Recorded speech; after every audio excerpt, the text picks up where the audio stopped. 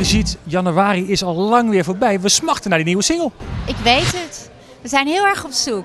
Nee, we hebben al heel veel stukken opgenomen, maar we gaan waarschijnlijk pas eind van de zomer uitkomen met een nieuwe. Nou, we werken eraan om wel nog net in de zomer te laten komen, maar we zijn nu nog een beetje in dubio tussen een aantal stukken. Dus ja, en anders moet je gewoon verslaafd aan jou nog even opzetten. Nee, ik heb eigenlijk persoonlijk liever een wintervakantie, omdat je er dan heel erg echt aan toe bent. En de zomer vind ik ook wel lekker om thuis een beetje te rommelen. Ik ben er echt wel een beetje zo'n oer-Hollandse meid. Dus dan vind ik Nederland ook heel mooi. Dus liever de winter. Maar ik mag nu ook in de zomer. Dus het is wel heel fijn. Met de kinderen van mijn man gaan we naar Amerika. Dus we gaan wel even echt lekker weg. En we hebben een bootje, dus we gaan af en toe lekker varen. Maar ik ga wel heel veel in de studio. Want ik heb afgelopen jaar ook getoerd. Dus het was een beetje druk. En ik wil nu eigenlijk alles klaar krijgen.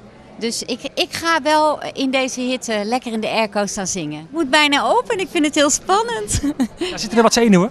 Ja, ik heb altijd wel een beetje zenuwen. Maar ik vind het ook gewoon echt onwijs leuk. En het is hier zo leuk en iedereen is heel aardig.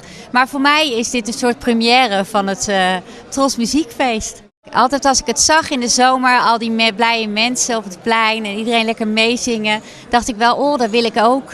En nou mag ik. Nee, het is echt ontzettend lekker weer. Wel heel warm ook, maar heerlijk.